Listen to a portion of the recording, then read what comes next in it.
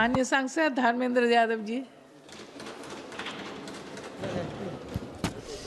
धन्यवाद सभापति जी कि आपने पूरक अनुदान की मांगों पर पार्टी की तरफ से मुझे बोलने का मौका दिया।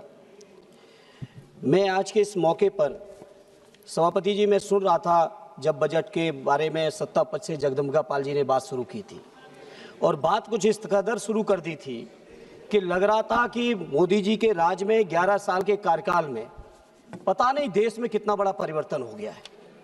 समाजवादी, अरे सुनते चलिए, अभी सुनाएंगे। सभापति जी, समाजवादी पार्टी की ओर से माननीय अखिलेश यादव जी की ओर से इतना बड़ा स्वामी राम जी को वहाँ बैठाए पीछे, भगवान राम जी का जो पात्र लेके जिनके नाम पे चुनाव जीते हो, कम से कम सीट तो उनको आगे दे दो। मैं अनुरोध करूंगा, सीट तो आगे दे दो, भगवान राम के सम्मान तो कर दीजिए। उन्हें आगे बैठाना चाहिए। सभापति जी, नहीं, आप आगे आइए। सभापति जी, ये अनुपूरक बजट की जब चर्चा शुरू हुई तो सबसे ज्यादा सब्सिडी, यूरिया सब्सिडी के नाम पर बिल बजट मांगा गया और लगातार किसानों के लिए जाने कितनी बड़ी बड़ी बातें की गई। कुछ सच्चाइयों को मैं आपके माध्यम से सदन और सदन के साथ साथ देश के सामने रखना चाहता हूं। जब 2014 में यूपीए की सरकार थी, उस समय देश के किसानों के ऊपर केवल 7.5 लाख करोड़ कर्ज था और 11 साल में वो 7.5 लाख करोड़ कर्ज बढ़ के 28.5 लाख करोड़ हो चुका है। सभापति जी, उस समय प्रति किसान केवल 37,000 रुपए कर्ज था। आज की तारीख में वो 37,000 बढ़ के पर किसान 78,000 रुपए हो चुका है प्रति किसान। सभापति जी, ये जो सरकार है ये चुनिंदा कॉर्पोरेट लोगों के लिए काम कर रही है। 16.5 लाख करोड़ से ज्यादा कर्ज कॉर्पोरेट का माफ किया गया, लेकिन पूरे कार्यकाल में किसानों के लिए एक भी कर्ज माफ नहीं हुआ। सभापति जी, लगातार प्रधानमंत्री जी से लेके पूरे भारतीय जनता पार्टी के लोग, सत्ता पक्ष के लोग ढिंढोरा पीट रहे हैं 2015 से लेके लगातार कि हम किसानों की आमदनी दूनी कर देंगे। हमारे पास डेटा है, पूरे के पूरे 11 साल में किसानों की आमदनी केवल प्रति किसान 1,000 रुपए बढ़ी है। स्वामीनाथन जी के बारे में 2014 में कहा, 17 में कहा, 19 में कहा, 22 में कहा, आज तक स्वामीनाथन जी की सिफारिश रिपोर्ट को लागू नहीं किया है। किसान नहीं है, इसलिए नहीं कर। ये सच्चाई है इनकी। सभापति जी, दूसरी बात इन्होंने की रोजगार की। रोजगार के मामले में जो लोग पहले से नौकरी कर रहे हैं, कहीं पेट्रोल पंप पे कोई अगर वो सेल्समैन बना हुआ है, पेट्रोल भर रहा है, कोई घुमचे वाला, तमाम तरीके के सर्वे करा के, फर्जी आंकड़े पेश करके, और अब तो विदेशी संस्थाएं भी यहां तक कहने लगी कि हिंदुस्तान की तरफ से फर्जी आंकड़े पेश किए जा रहे हैं। तो इसलिए सभापति जी, मैं आपके सामने बात करना चाहता हूं। सभापति जी, अगर देश की हालत जो बात करते हैं, तमाम सत्ता पक्ष वाले, जीडीपी मैंने इतनी बढ़ा दी, जीडीपी उतनी बढ़ा दी।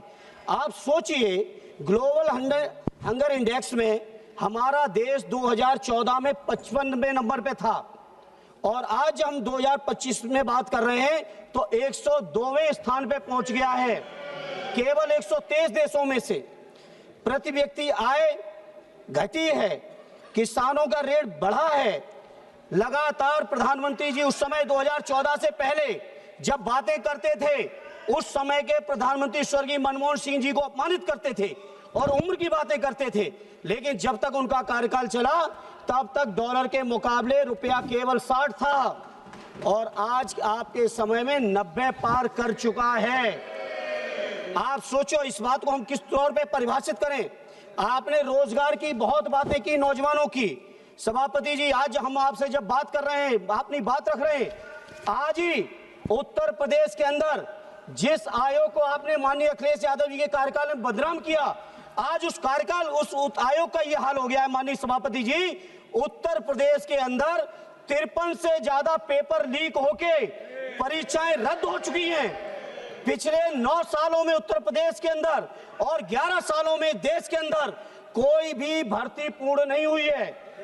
और आज जब हम आपसे बात कर रहे हैं माननीय सभापति जी, इस समय इलाहाबाद के लोक सेवा आयोग में उत्तर प्रदेश के हजारों नौजवान अपनी बात को रखने के लिए, वहां की निमित्ताओं को दूर करने के लिए जब इलाहाबाद के आयोग के सामने खड़े थे तो आप विजुअल, आप महिला हैं, आप संवेदनशील हैं, आप देख के आश्चर्य करोगी कि किस तरह से वहां के नौजवानों को, युवकों को, युवतियों को लाठी चार्ज करके, बाल पकड़ के घसीटा जा रहा है। अमानवीय व्यवहार आज प्रयागराज और इलाहाबाद में हो रहा है।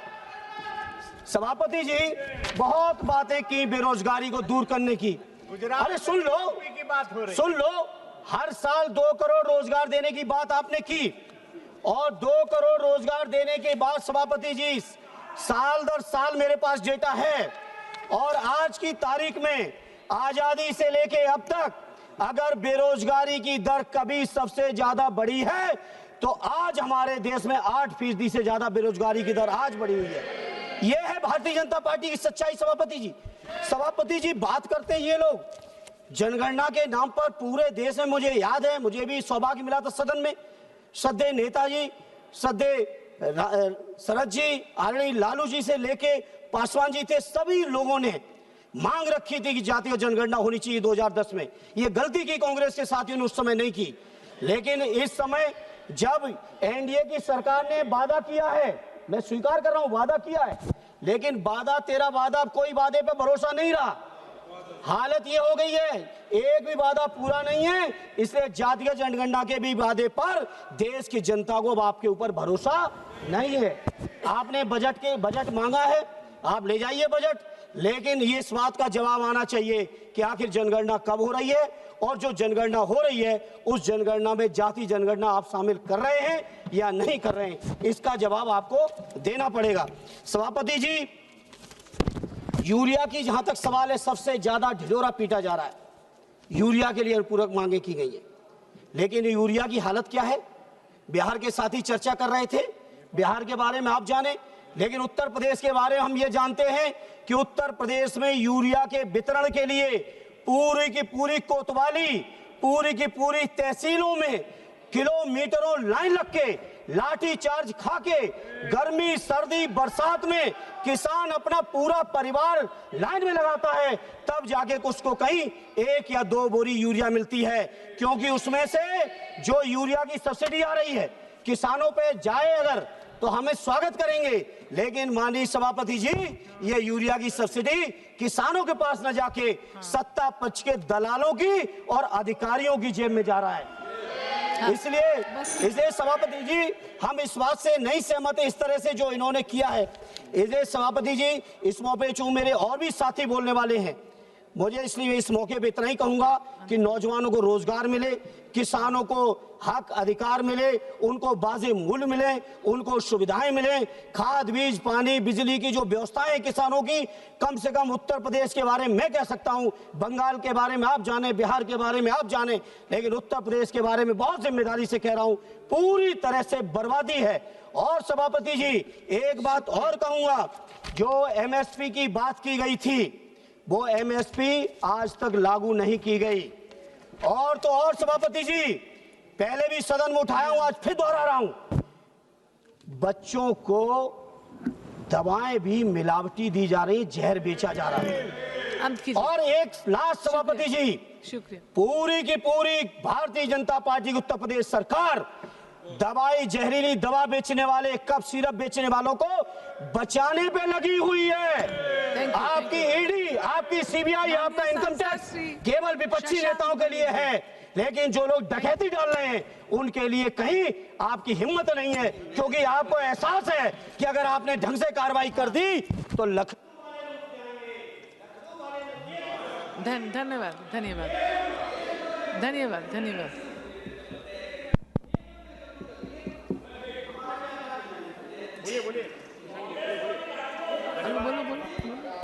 सभापति महोदय,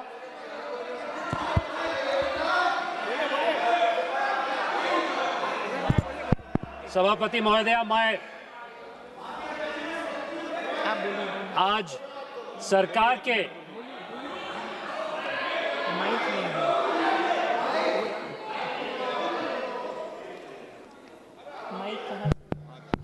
सभापति जी लखनऊ वाले बचाने में लगे हैं, दिल्ली वाले कुछ कर नहीं रहे हैं, और दिल्ली वाले डर रहे हैं कि लखनऊ वाले कहीं रूठ न जाएं। कोई रूठे कोई मने, हमारी इस मौके पे मांग है कि जो बच्चों के ऊपर जिन्होंने बच्चे मरे जहरीली दवाओं से, उन पर कठोरतम कार्रवाई करके उनको सजा मिलनी चाहिए। और अध्यक्ष जी, कम से कम नए नए अध्यक्ष बने, बधाई लेते हुए यही नेक काम करके दे दीजिए, यही नेक काम कर दीजिए। तो कम से कम उत्तर प्रदेश के वो बच्चे जो मरे, उनके परिवारों को, दिलों को कहीं ना कहीं सुकून इस बात का मिलेगा कि आपने कार्रवाई कर दी। बहुत बहुत धन्यवाद सभापति, आपने टाइम दिया, बहुत बहुत धन्यवाद। सभापति महोदया, मैं आज